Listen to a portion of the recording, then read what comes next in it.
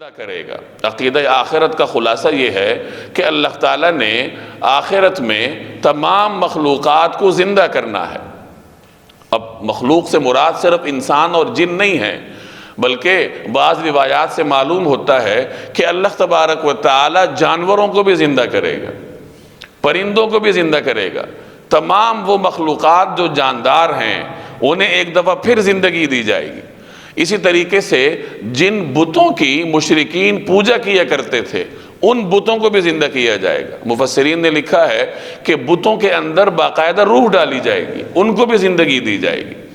اب انسان اور دیگر مخلوقات کی زندگی میں ایک بنیادی فرق ہوگا۔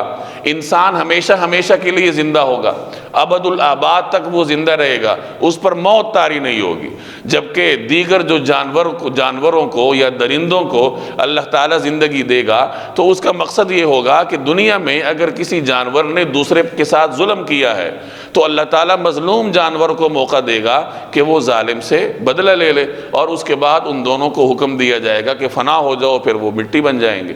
تو دیگر مخلوقات کو ایک خاص وقت کے لیے زندہ کیا جائے گا۔ بتوں کو زندہ اس لیے کیا جائے گا کہ وہ اپنے ماننے والوں کا انکار کریں گے کہ ہم تو معبود بننے کے لائق نہیں تھے، یہ اپنی طرف سے اس طرح کے کام کرتے تھے۔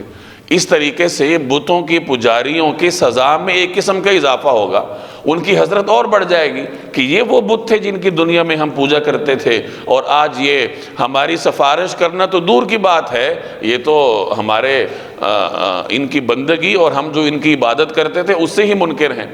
تو اس طریقے سے اللہ جل جلالہ نے مختلف مخلوقات کو زندہ کرنا ہے۔ تو اس آیت میں